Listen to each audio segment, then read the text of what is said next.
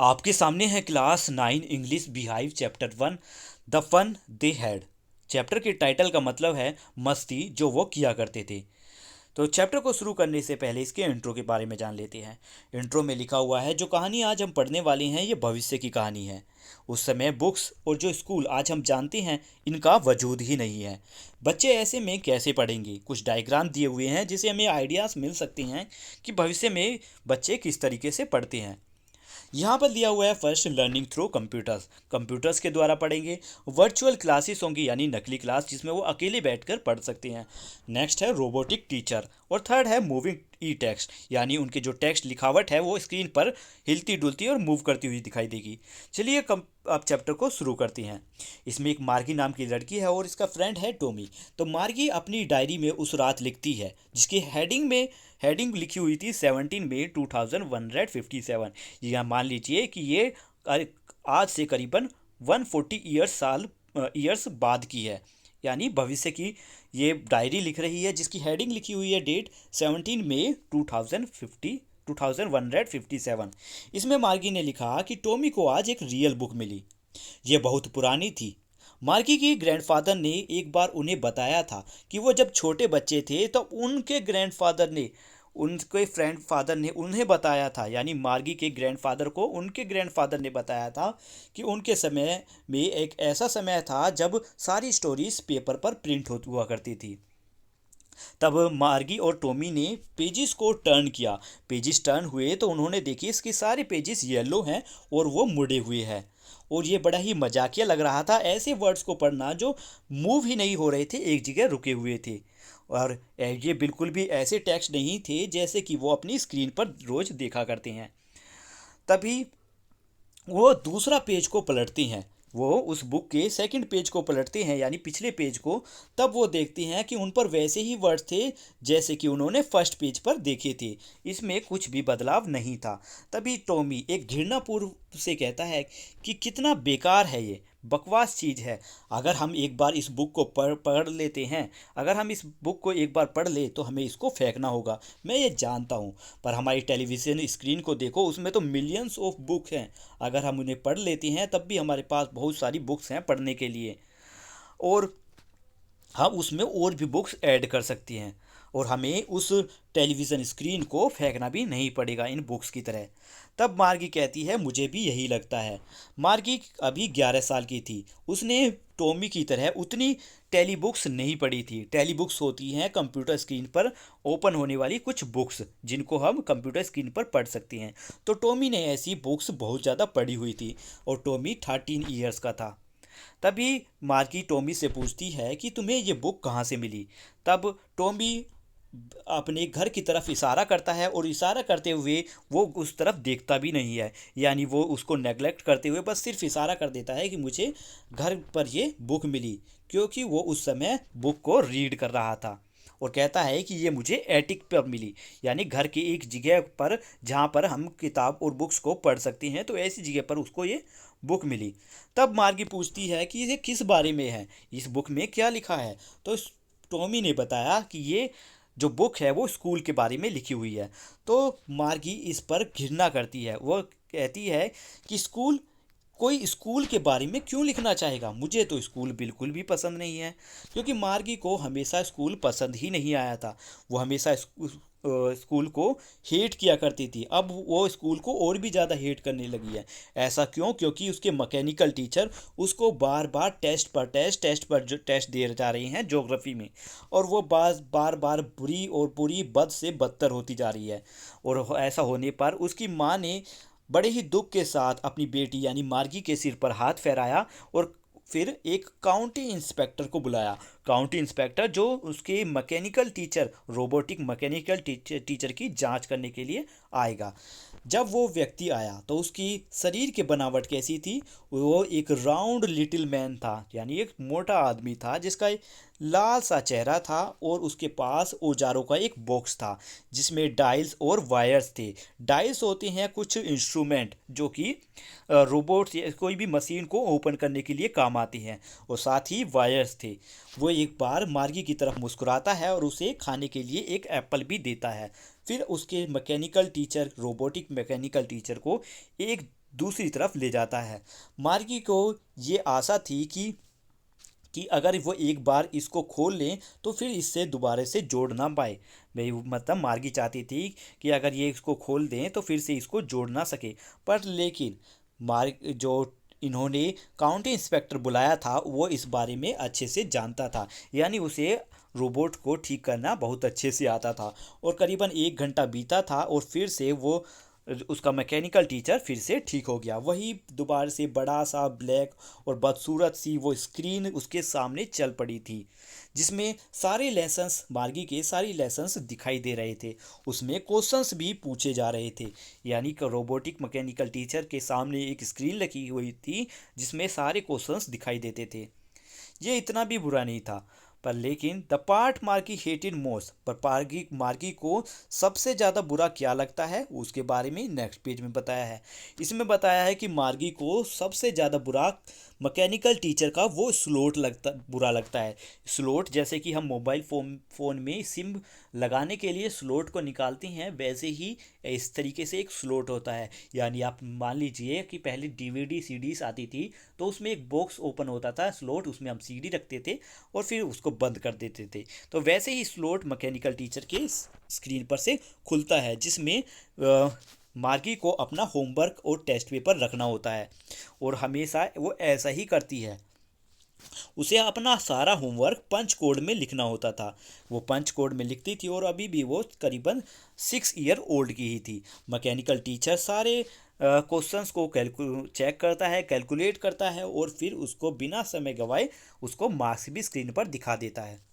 Inspector पहले तो मुस्कुराता है कि उसने अपना काम अच्छे से फिनिश कर दिया, फिर मैगी के सिर पर एक हाथ फहराता है यानी थपथपाता है और फिर उसकी मदर से कहता है, उसकी माँ से कहता है कि इसमें इस छोटी बच्ची मार्गी की कोई गलती नहीं है। मिसिस जोन्स मार्गी की मदर का नाम है। तब वो इंस्पेक्टर कहता है कि इस बच्ची की कोई गलती नहीं है। मुझे तो लगता है कि आपके मैकेनिकल टीचर का जो ज्योग्राफिकल सेक्टर था यानी ज्योग्राफिकल पार्ट था वो बहुत ज़्यादा तेज हो चुका था, उसका गियर आगे बढ़ रहा था और वो एक छोटी बच्ची के लिए बहुत ज़्यादा तेज था। ये कभी कभार ऐसा हो जाता है। मैंने इसकी स्पीड को 10 ईयर लेवल तक कर दिया है, यानी 10 साल के बच्चे के हिसाब से मैंने इसको सेट कर दिया है। अब इसकी पूरी जो ओवरऑल पैटर्न है पूरी प्रोग्रेस की वो बिल्कुल ठीक है। और मार्गी के सिर को वो फिर से थपथपाता है। मार्गी को बहुत बुरा लगा। मार्गी को बहुत बुरा लगा क्योंकि उसे उम्मीद थी कि शायद उसके टीचर को वो काउंटी इंस्पेक्टर जो भी इंस्पेक्टर आया था वो इसको अपने साथ ले जाएगा, क्योंकि ऐसा एक बार पहले भी हो चुका है जब टॉमी के एक टीचर ख़राब हो गए थे, यानी रोबोटिक टीचर जब ख़राब हो गए थे तो करीबन महीनों के लिए उन्हें ले जाया गया था वो उनके पास से, क्योंकि उनके मैकेनिकल टीचर का हिस्टोरिकल सेक्टर बिल्कुल ब्लैंक यानी बिल्कुल खाली हो चुका था। तब टॉमी के टीचर को एक इंस्पेक्टर लेकर चले गए थे उसे ठीक कराने के लिए और इसमें करीबन 1 महीना लग गया था। तो मार्गी को यही उम्मीद थी कि शायद उसके साथ भी ऐसा ही होने वाला है। तब वो टॉमी से पूछती है कि Tommy, will you anyone why would anyone write about school, कि कोई स्कूल के बारे में किताब में क्यों लिखना चाहेगा। तो टॉमी उसको समझाते हुए कहता है एक सुपीरियर वाली नज़र से, एक ऐसी नज़र से जिसमें वो अपने आप को बड़ा दिखाना चाहता है, यानी अपने आप में घमंड वाले भाव में वो उसे उसकी तरफ देखता है और उससे कहता है क्योंकि ये स्कूल आज के स्कूल जैसे नहीं है स्टूपिड। उस पुराने समय में जो स्कूल होते थे उसमें वो स्कूल्स बहुत ही हंड्रेड्स ईयर्स सालों पहले थे।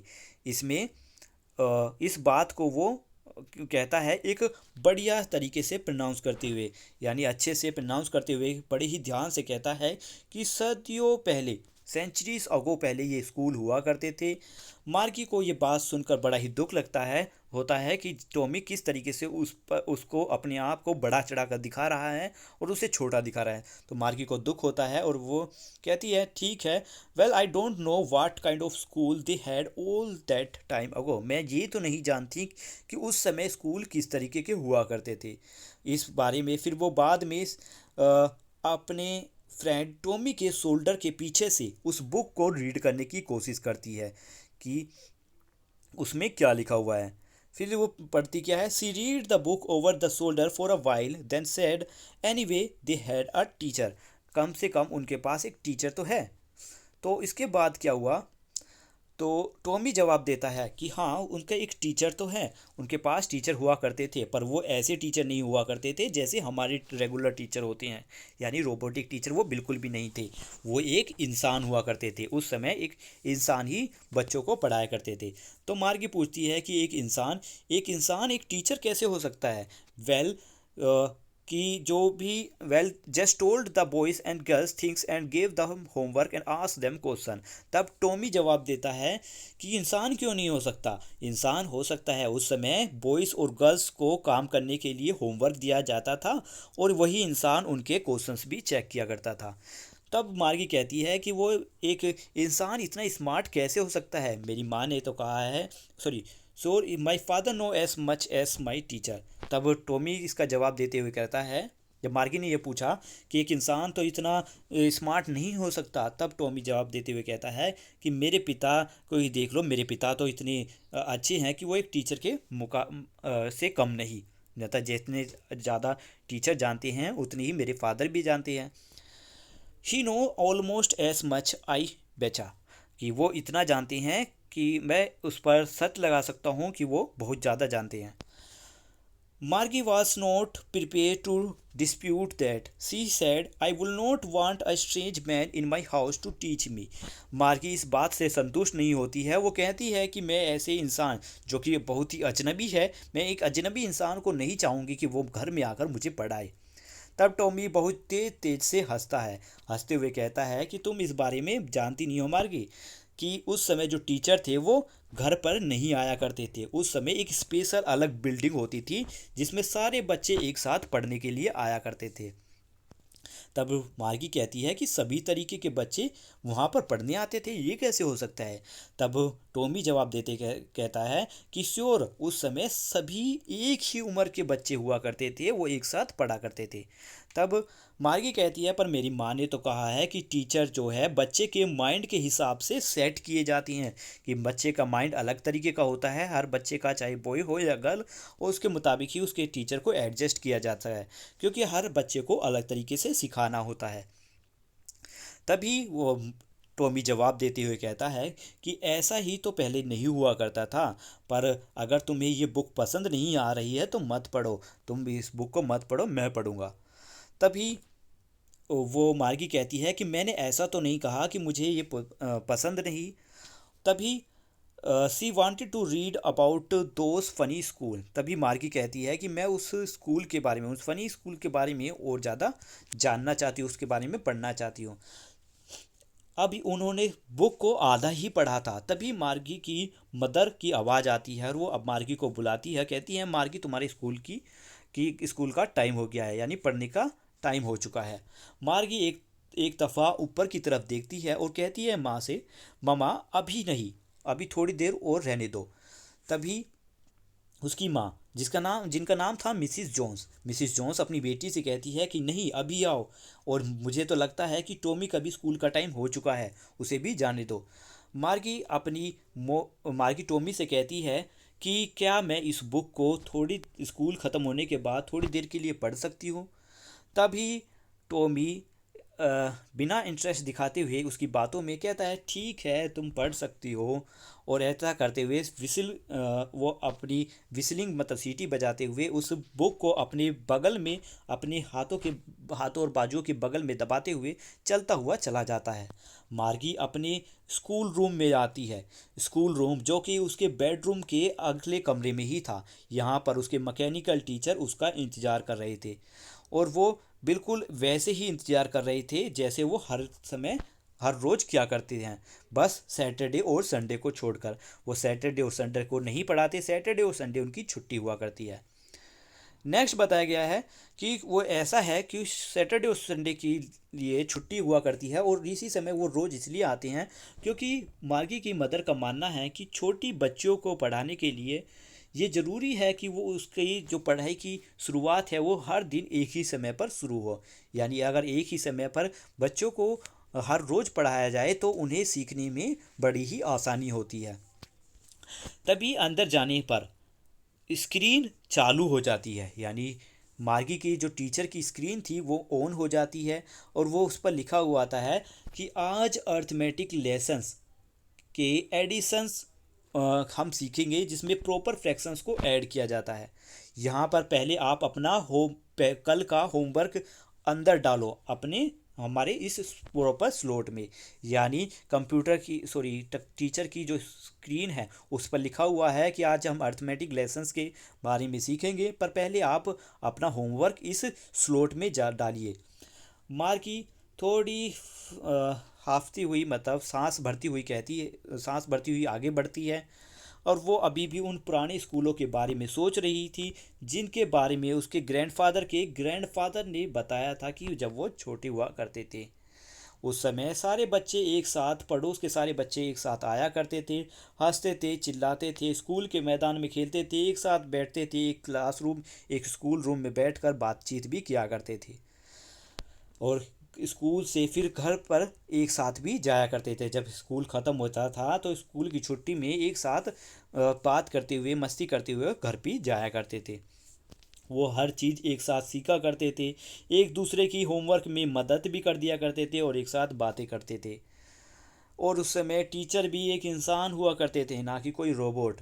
तभी मार्गी के मैकेनिकल टीचर की स्क्रीन पर फिर से कोई क्वेश्चंस सामने आने लगता है, उनकी स्क्रीन फ्लैश होने लगती है, चमकने लगती है, और सामने एक क्वेश्चन लिखा हुआ होता है, when we add fraction 1/2 and 1/4, और आगे भी कुछ क्वेश्चन है जिसके बारे में पूरा दिया नहीं गया है कि ये इस तरीके का क्वेश्चन आता है मैथ्स का। तब भी मार्गी जो है अभी भी उन बच्चों के बारे में सोच रही है, उन बच्चों के बारे में, उस पुराने समय में जो वो बच्चे अपने स्कूल को प्यार किया करते थे, यानी उस समय वो पुराने दिनों में जो बच्चे हैं वो कितना खुश रहा करते थे, इस बारे में वो बार बार सोचती है। वो सोचती है कि कितना मज़ा किया करते थे वो मज़ा जो वो किया करते थे। ये कहानी लिखी थी आइजैक एसिमोव ने। हमारा चैप्टर यहाँ पर ख़त्म होता है। क्वेश्चन आंसर और एक्सरसाइज आपको जल्द ही चैनल पर मिल जाएगी। और आपको वीडियो अच्छी लगी, एक्सप्लेनेशन अच्छा लगा है तो लाइक ज़रूर करना। Thank you, have a nice day, bye bye.